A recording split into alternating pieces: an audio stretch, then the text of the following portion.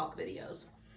And typically I do like a sit down version where I'm just sitting down talking to you guys about my chronic illnesses and how they affect me.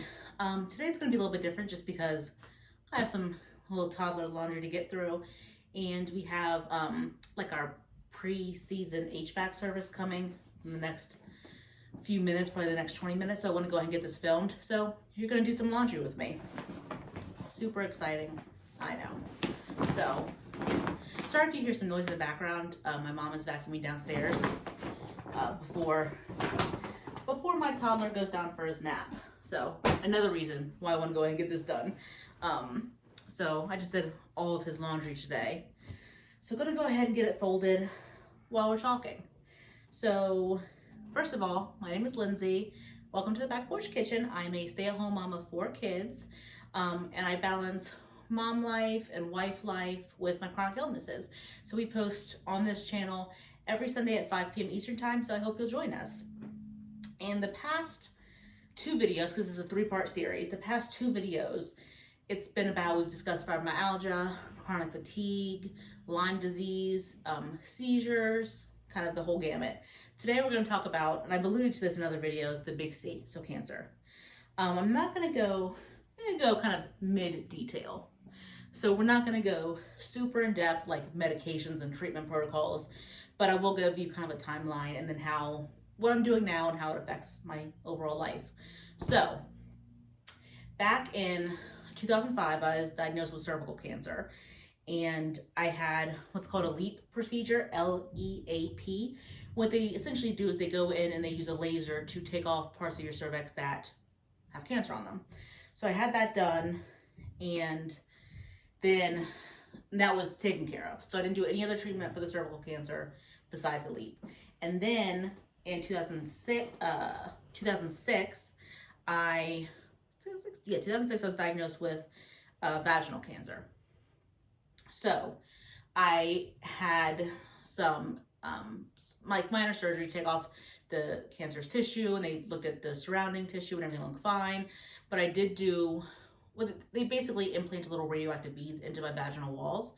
By the way, in this video, we're going to be talking about, there's going to be talk about vaginas and rectums and colons. So if that's not something, I don't want to say you're interested in because that sounds weird, but if that's not something you really want to hear about, this isn't the video for you.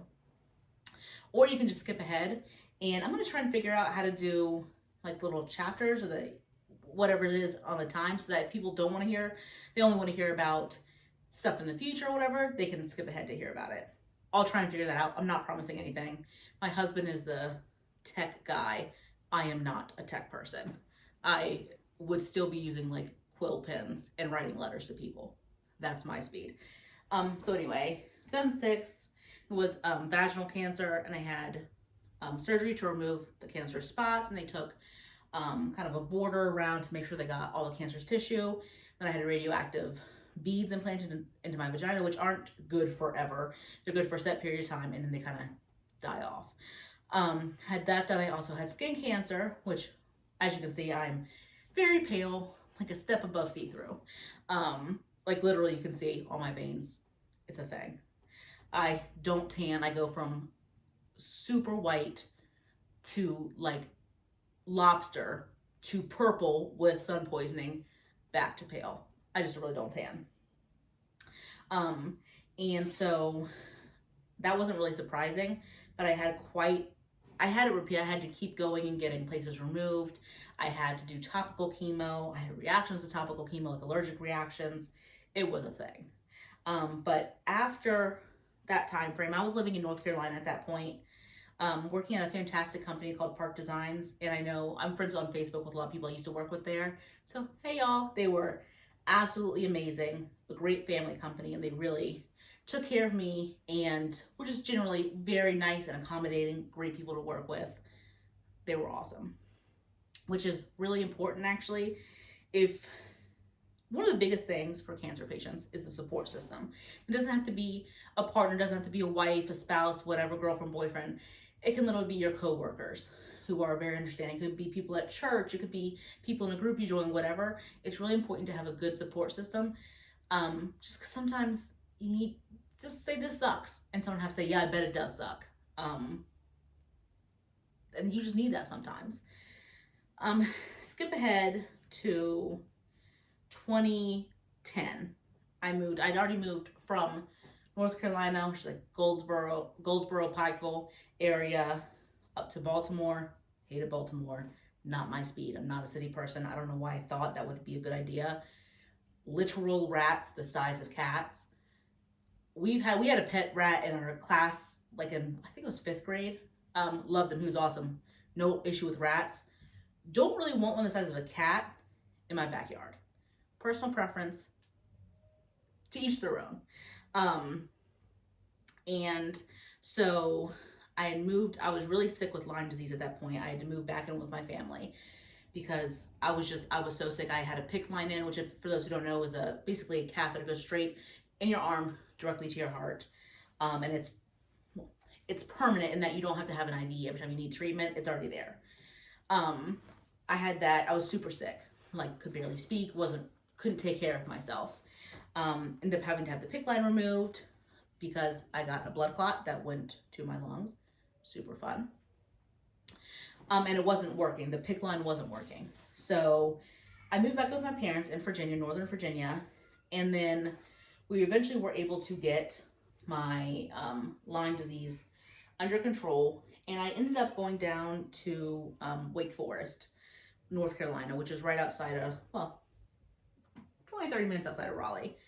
And it was there that I was diagnosed with colon cancer. So again, if you're skeeved out really easily, maybe don't listen to this because it's going to skeeve you out a little bit. I started to have, here's some symptoms that maybe if you are thinking something is wrong but you don't know, just look out for. It could be nothing, but it could be something. So I started having kind of pain in my rectum and some bleeding, pretty significant bleeding. And so I went and saw my doctor, like just my GP, and he of course referred me to see another doctor.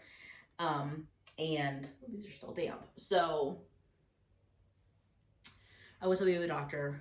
I had colonoscopy, flexible sigmoidoscopy. So a colonoscopy, for those who don't know, which by the way, everyone should get a colonoscopy. I think it's age like 55 and older, they suggest, unless you have a family history.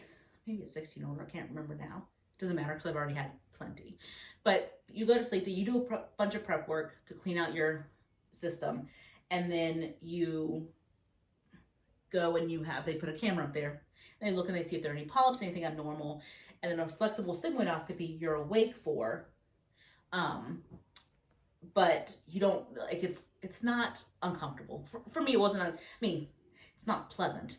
You have a bunch of people in a room looking up your rectum. I don't know that I would recommend it if you don't need it, but it wasn't uncomfortable, doesn't hurt. Go get checked. Don't be stupid. Get checked. Get a colonoscopy. Pay attention to your body. Don't be stupid.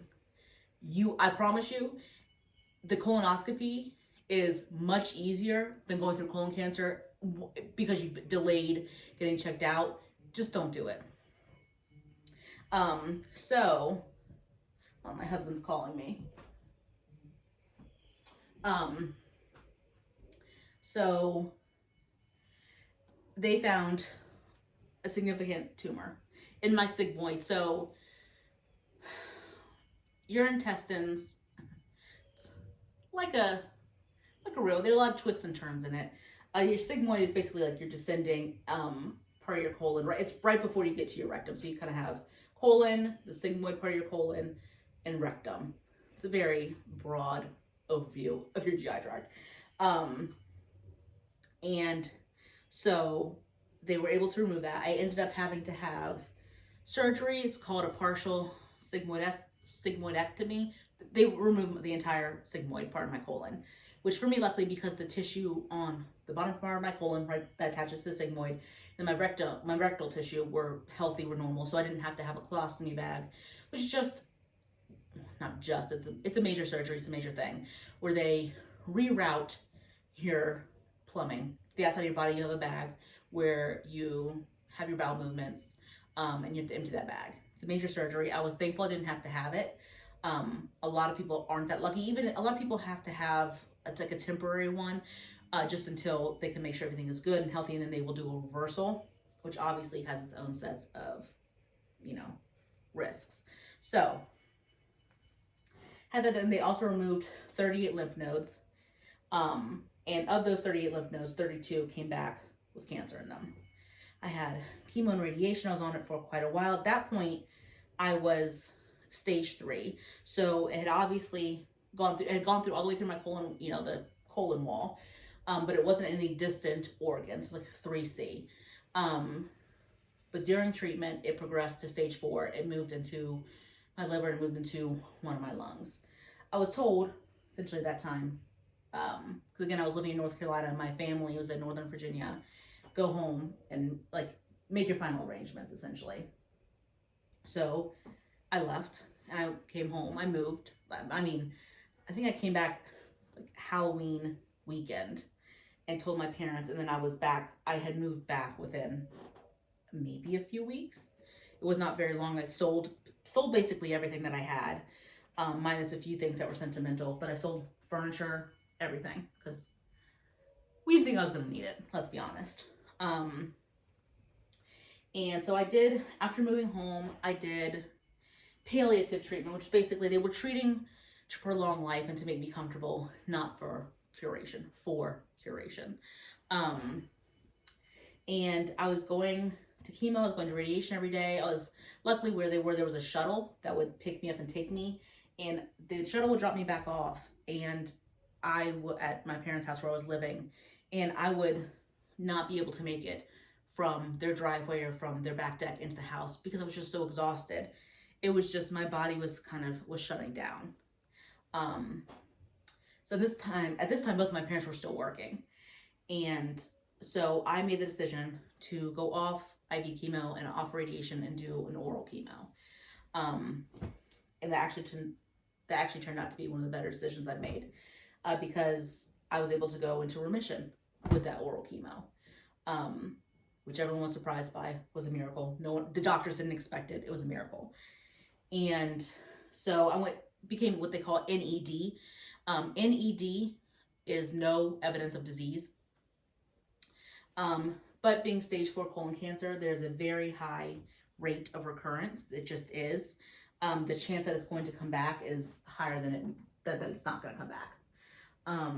So after becoming NED, I decided, I was like, I'm going to do what I want to do. I'd done private catering.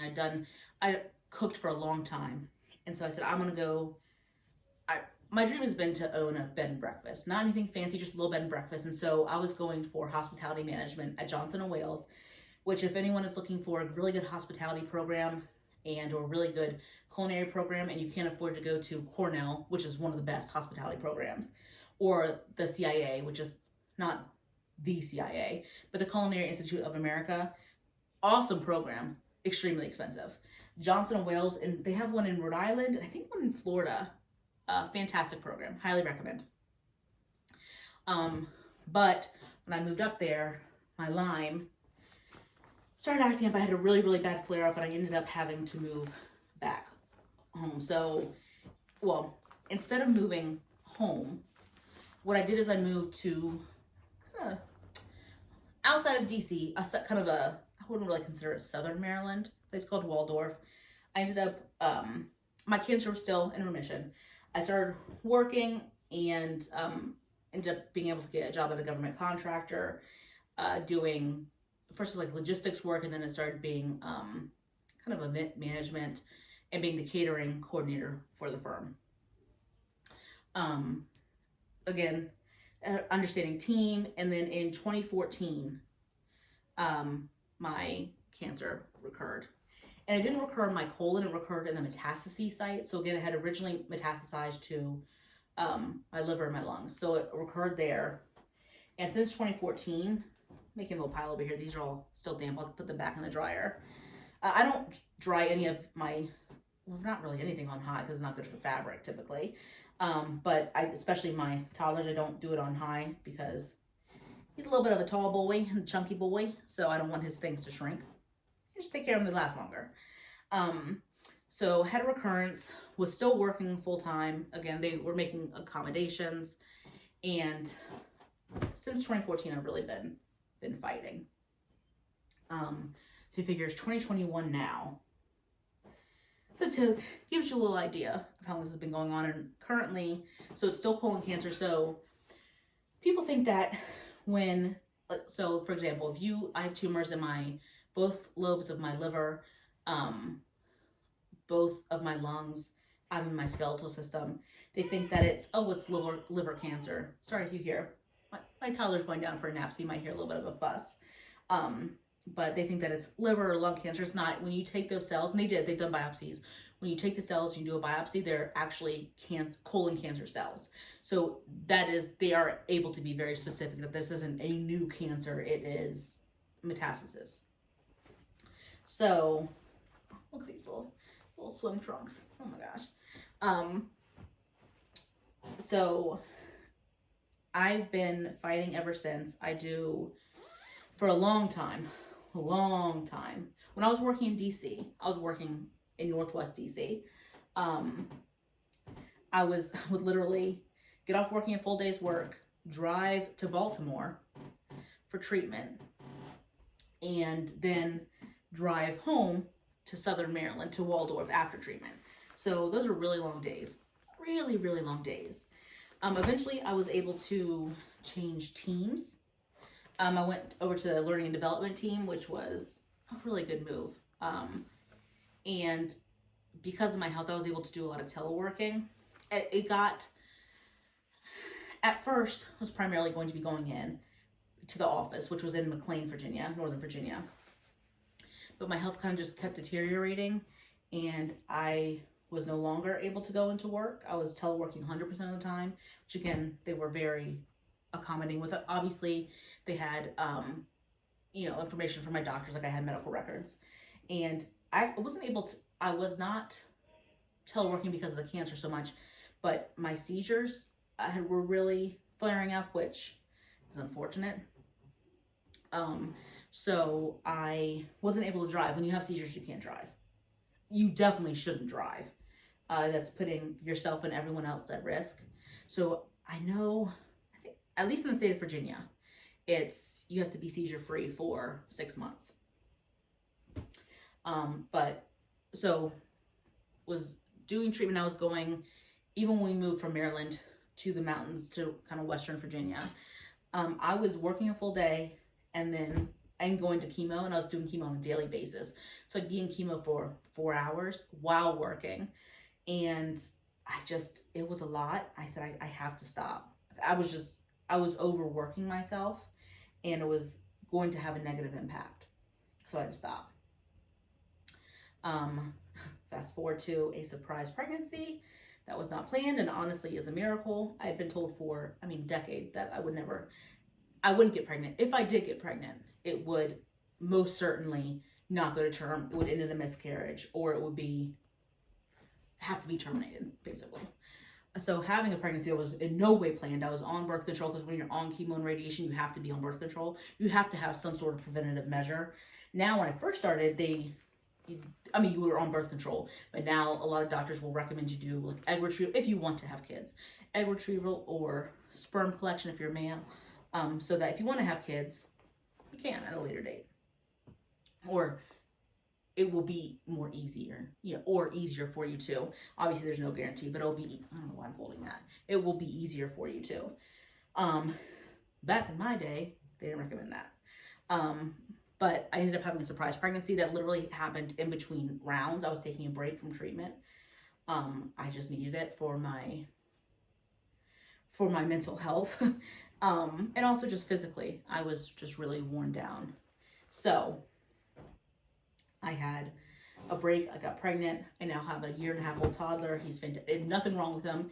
He has my attitude times 1,000, and I knew it would be. And I'm still upset about it. He is a fireball.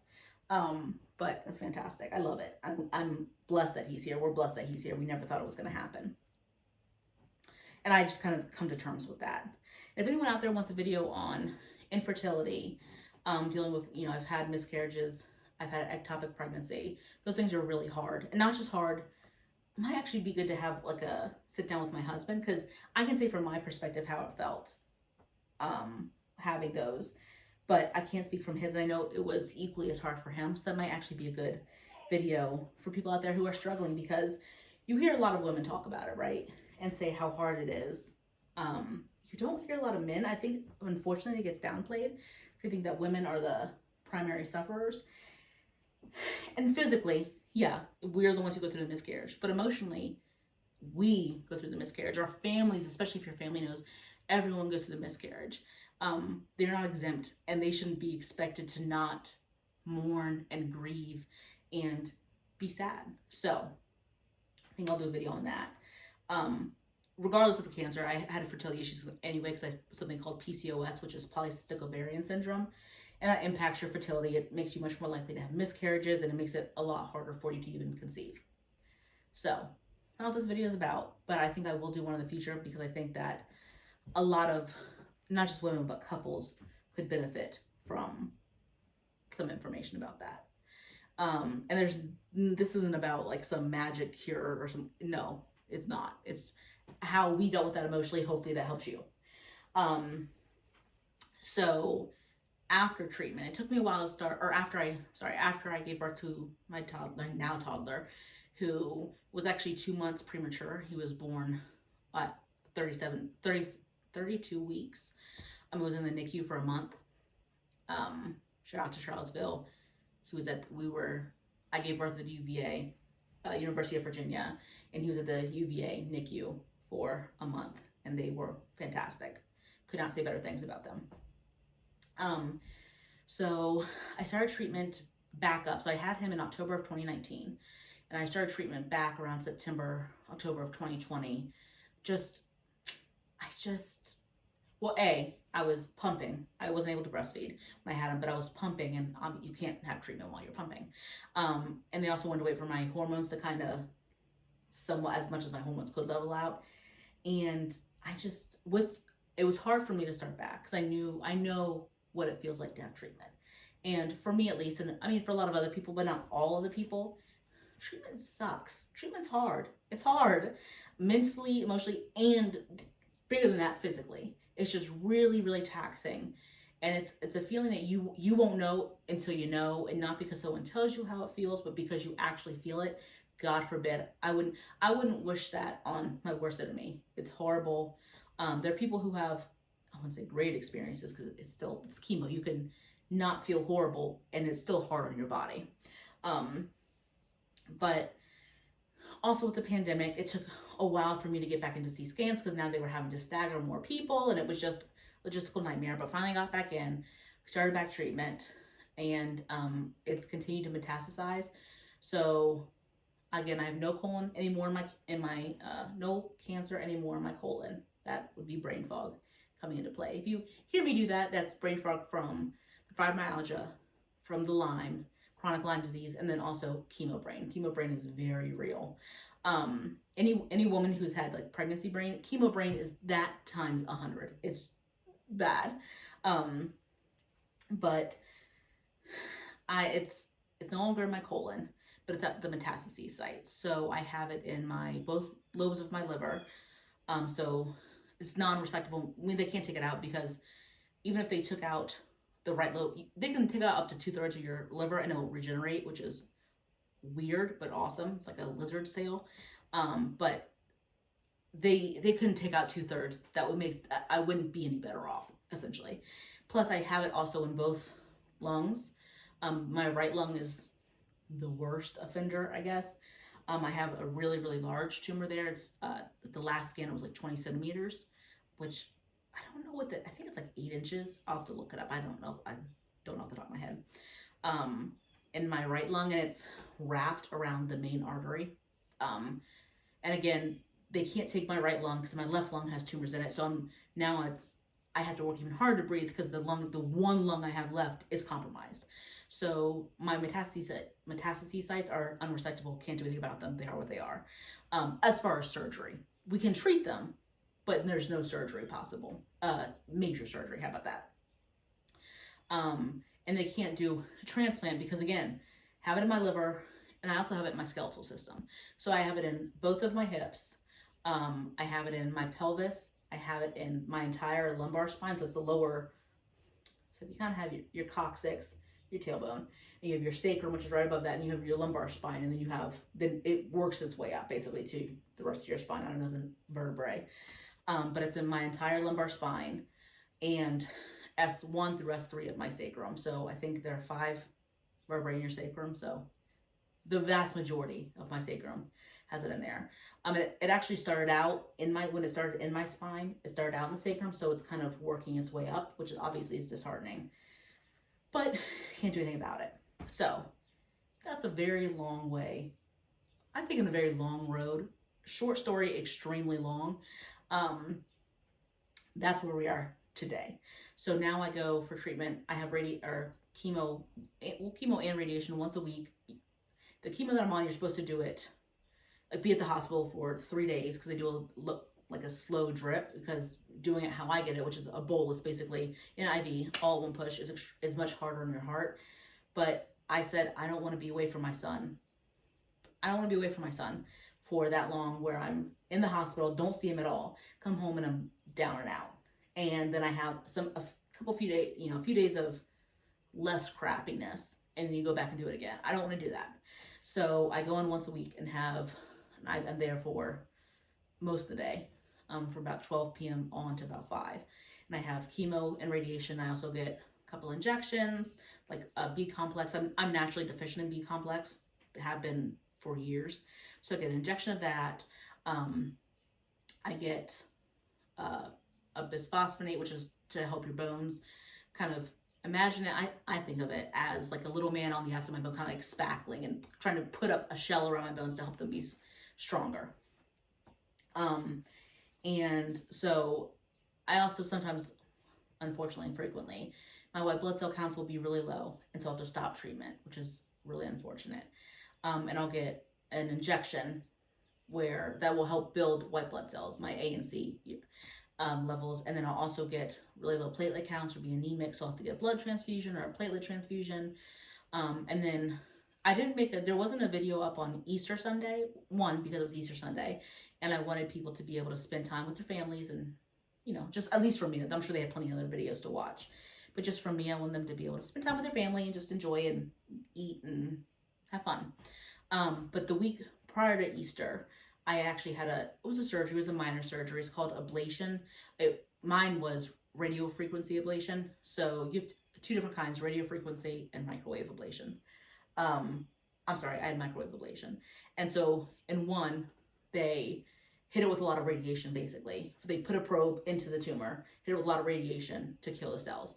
In mine, they basically put a probe in, blast the heck out of it with heat up really high to the point that it caused cell necrosis. So I had that done in tumors in my liver.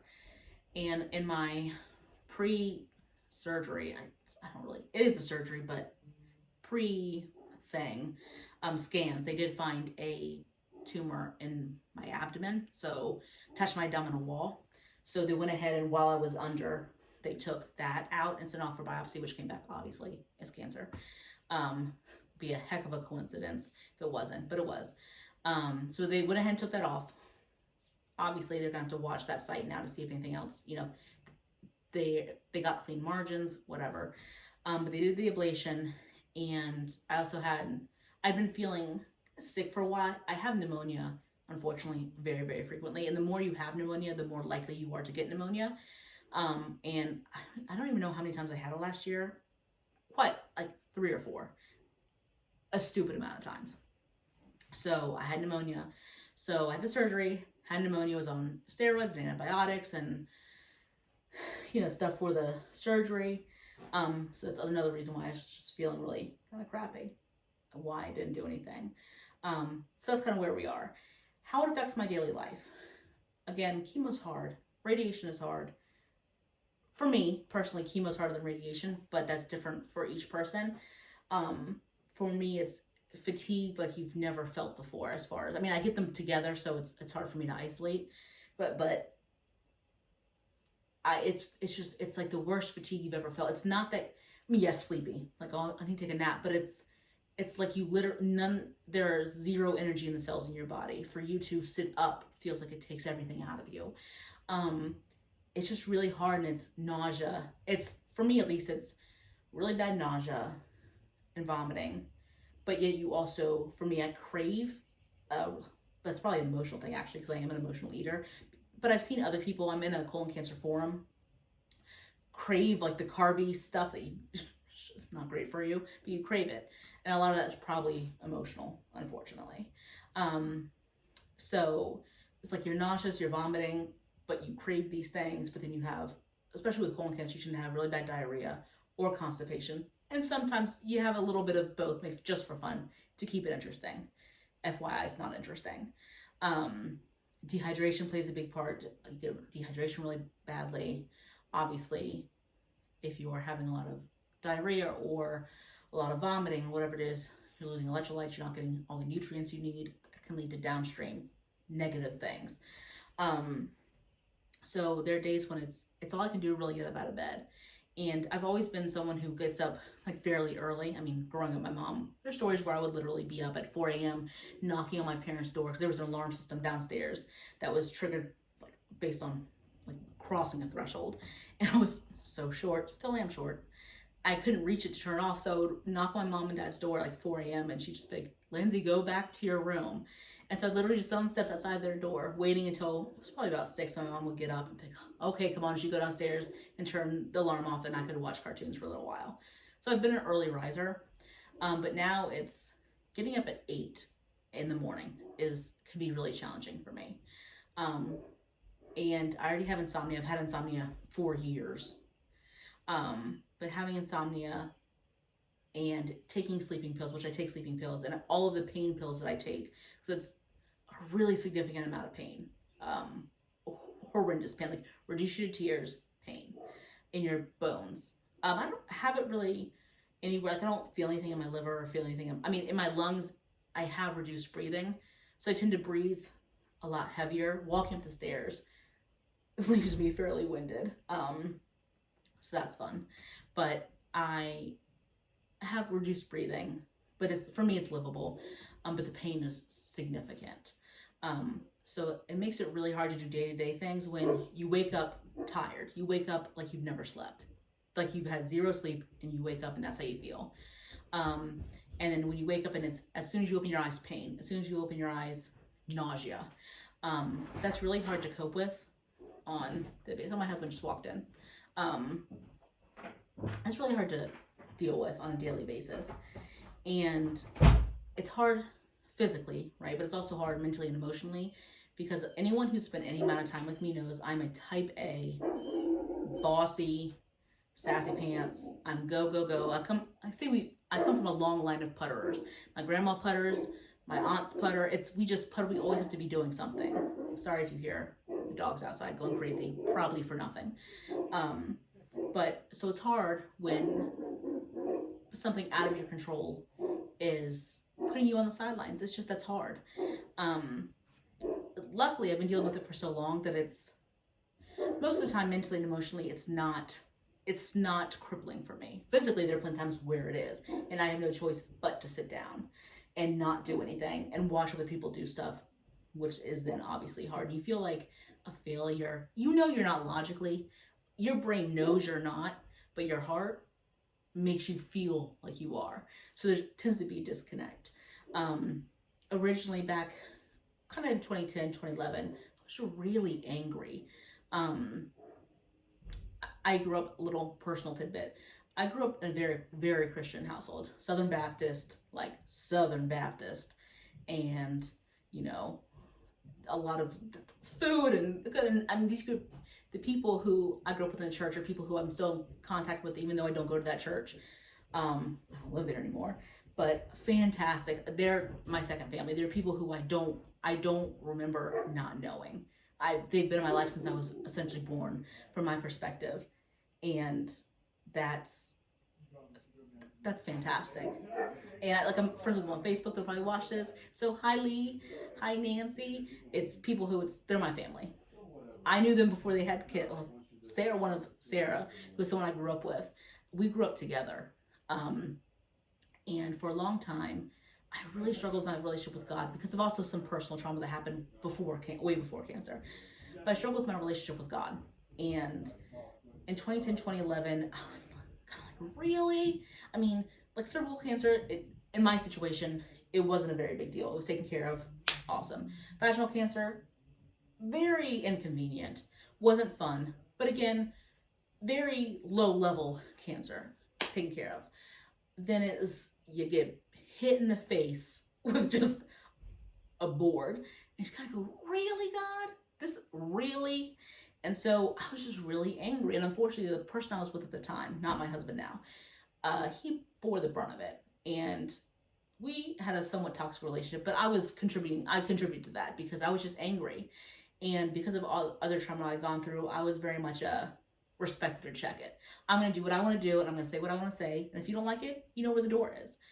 That's a horrible way, not only to lead your life, right? Because you're going to be very lonely. But it's also just not kind. It's no matter if you have a toxic relationship or you and the person they might be a very nice person, but they're just not right for you. You guys aren't right for each other. No one deserves that. No one deserves that treatment. I was very toxic. And it took me quite a while to kind of figure my stuff out and to get to a better place with myself and get to a better place with God. Obviously, again, my brain knows God. As a Christian, He doesn't pick and choose. Like, you know what I mean? Things happen. That's life. Things happen. It's just hard emotionally. So I had to build a bridge. As I tell my toddler to build a bridge all the time when he's flipping out about something. I'm like, you need to build a bridge. You're going to be an engineer by the time you're 18 from all the bridges I make you build. But I had to get over myself a little bit. And I think I see that in the cancer form I'm in, is there's a lot of anger and you don't know what to do with it. There's no safe place to put it. And you put it on a lot of times you end up eating it, or you eat it, but then you kind of deflect it to the people that you love because you know realistically, unless they're just kind of a jerk, they're going to stick around. If they don't stick around, you don't need them in your life anyways. But we take it out on the people we love, because we know a lot of times they're going to take it, which is wrong. Don't do it. Don't do it. It's wrong. But B, also because we just don't know what to do with it. So if you are in treatment, really for anything, doesn't have to be cancer or anything, and you're feeling emotional and mental turmoil, and you're feeling sad and angry and frustrated, and just like you just want to scream, go see somebody. I went to therapy for years, again, for personal trauma I dealt with before cancer was even a thought, and then also after being diagnosed with cancer, and it helped me exponentially. I found myself, because none of the time growing up, I didn't know myself. I knew a version of myself I had created to protect me. And so I had to really kind of I had to establish Lindsay. And that's hard. It's hard work and it's uncomfortable. And I was thinking therapy, for me, I found if you're not uncomfortable, the hard work isn't being done. It's easy when it's easy, right? It's easy to say, oh, I could have done this better. Oh, I could have been a better person. It's hard to say, gosh, I screwed up. Gosh, I was hateful and mean and venomous, and I treated people poorly. Yeah, there was a reason behind it, but the reason doesn't really matter. If I'm being honest, it doesn't really matter. It's you wouldn't accept it from someone else. Someone else treated you horribly, and they said, well, yeah, but I'm really sad. You would say, well, that's tough, but like, I don't deserve that. So you have to do hard work. And I think when you have cancer, you have chronic illnesses, you have anything it doesn't have to be anything health related, personal trauma, whatever. You have to dig deep and you have to put in work. And it's hard to have anger and have hurt and have nowhere to put it. And it takes a lot of work to be able to process your emotions. So now if I get bad news, like finding out that the little tumor that was on my abdominal wall was cancerous, I give myself permission to say, gosh, this really sucks. This really sucks. I don't like this. I feel that feeling. And then I say, okay, now what? Where do we go from here? So I can feel that feeling and I can hold on to it. I can nurture these negative feelings and it will consume you. Or I can process it, I can deal with it, and I can figure out a way to move on. So I have the saying that's acknowledge, accept, adapt. Acknowledge the situation you're in, no matter what it is. Could be relationship issues, it could be personal trauma, whatever it is. Acknowledge what you're in, deal with those emotions, feel those emotions, be sad, be angry, cry, yell, whatever it is. Not at people, but to yourself, just process it, get it out.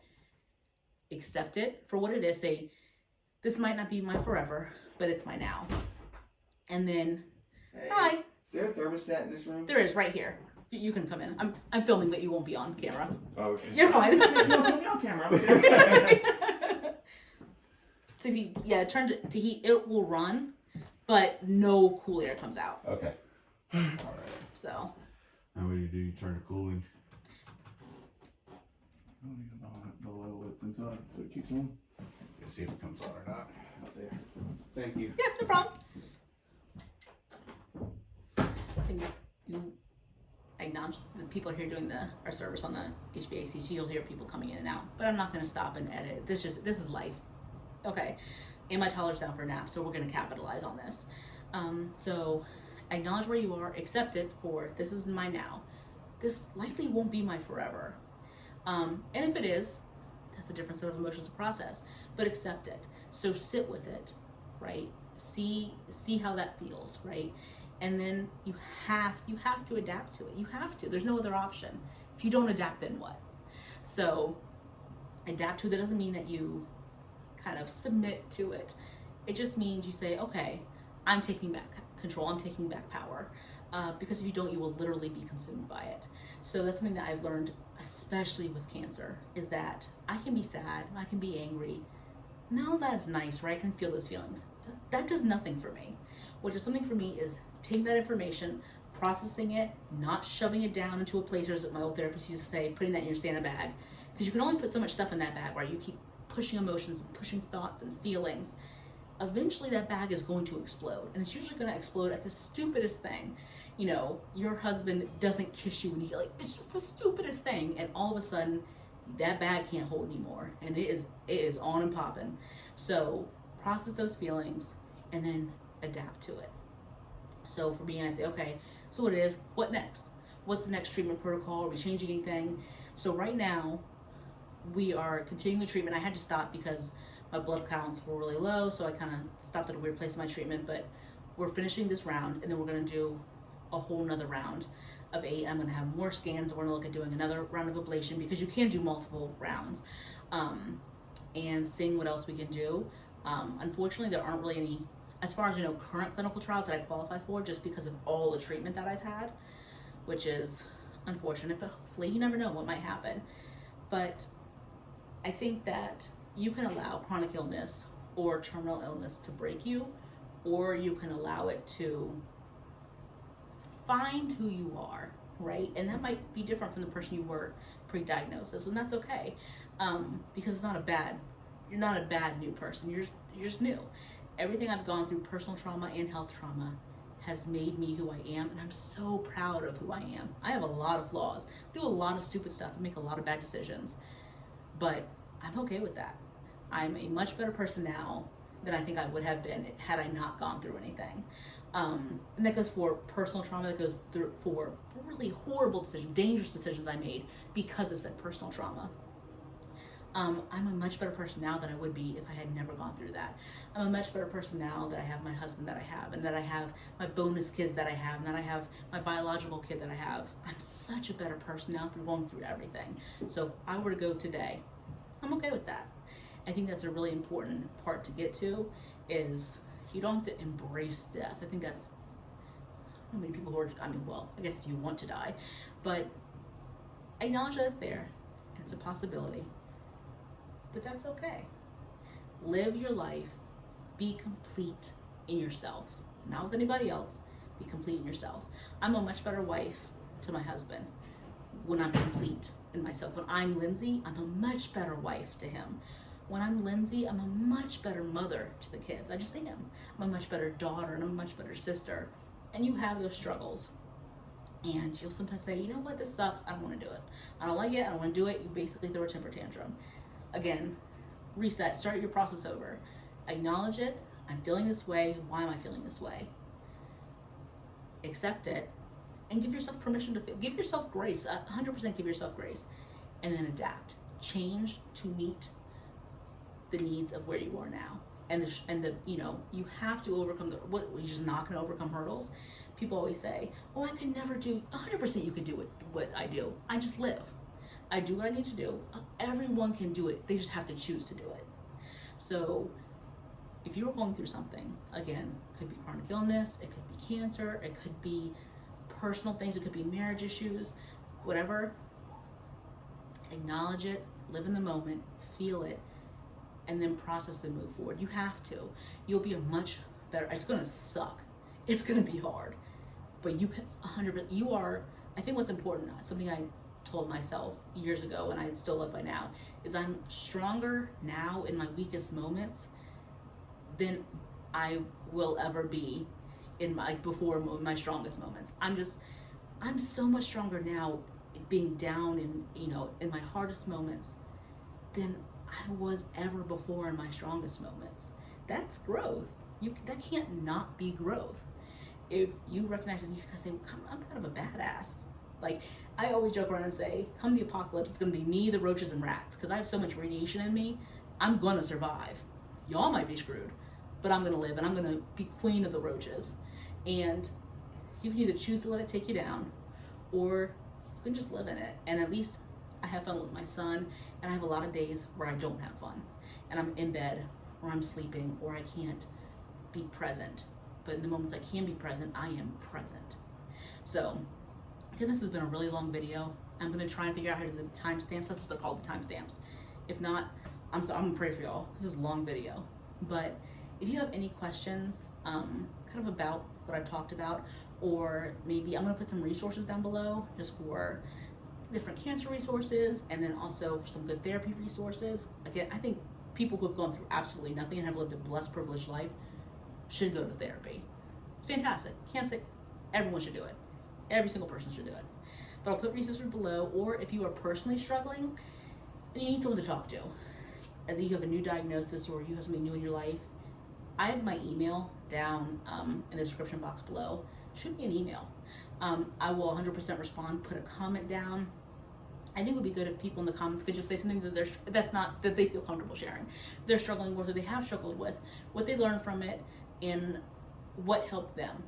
Because community is so important, and you don't have to be best friends with people, but you can learn from other people, or you might be able to teach someone something.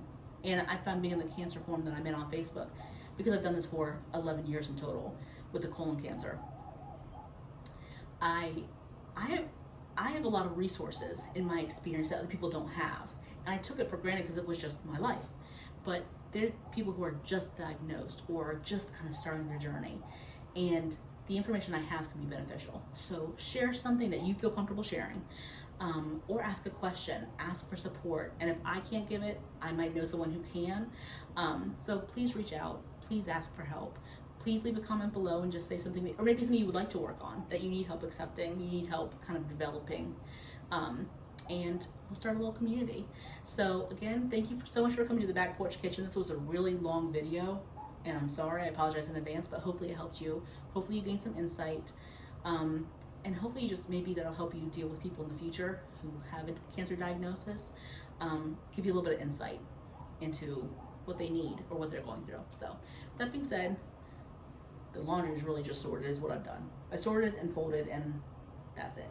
But anyways, hope you guys have a great rest of your day, and I'll see you next time on the Back Porch Kitchen. Thanks so much.